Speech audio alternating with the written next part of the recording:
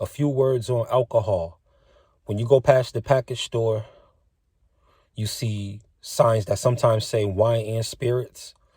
Let's talk about what those spirits are. According to different teachings and according to different sets of scriptures, there's a few things and a few uses for alcohol. One is for medicinal purposes. You treat it the same way as a Robitussin, cough syrup, a NyQuil, etc. for your standard immunity. And this is recommended with a fifth of a shot. Nothing that would bring one in the realm of drunkenness. The other use, or another use, is for celebration, receptions, parties, and the like. Another use for it is for war, to strengthen a soldier, to get on the battlefield, and to dull the senses of the soldier so that they don't feel pain. And it also is to incite anger, to rile the soldier up for combat. And lastly, there's one right before that. It's also for mockery. Mockery. Yes, for mockery. When you want to mock somebody, include plenty of alcohol and watch the mockeries take place. And finally, the last usage on this list for alcohol is to treat depression. You have a scripture that says, let the poor drink to forget their sorrows. And for those who are desperately in pain, so that they can remember their misery no more. So you have it being a mocker.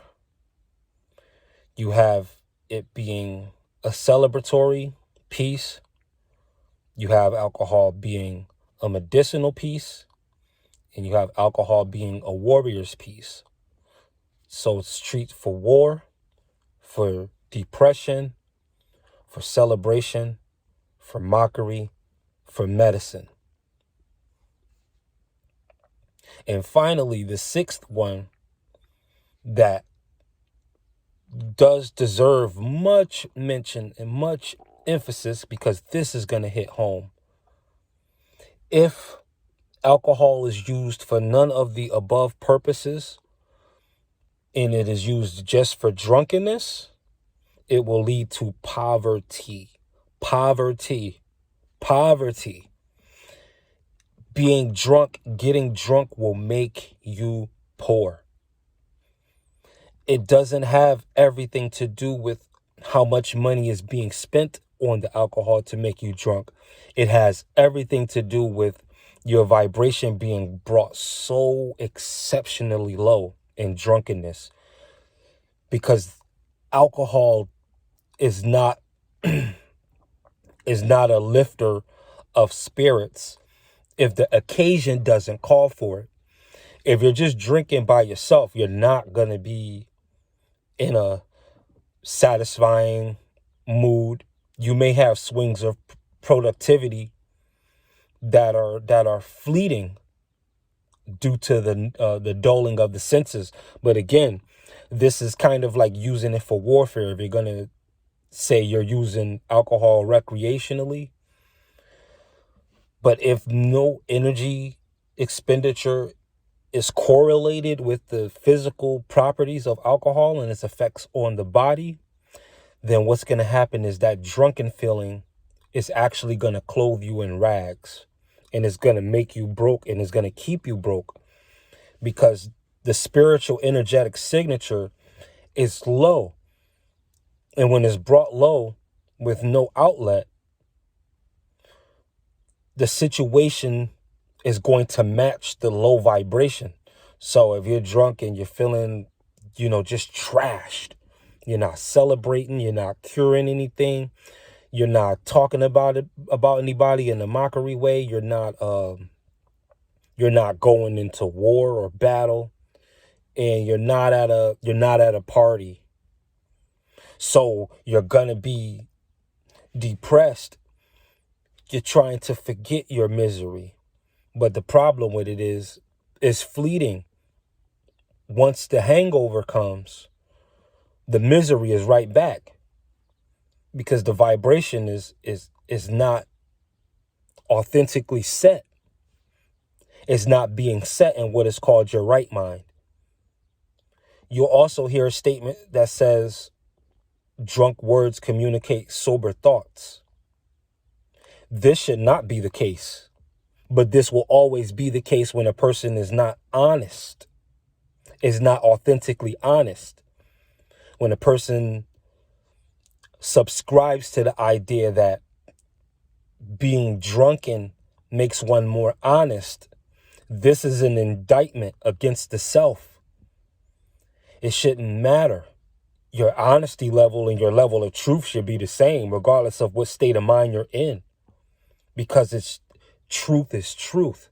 But if you're more honest in one capacity than another, due to substances that you take into the body from the outside of the body, then it's once those outside, in this case being alcohol, you can include to an extent other drugs. You can't really, yes, you can actually include every single drug, anything that will cause the body to feel different.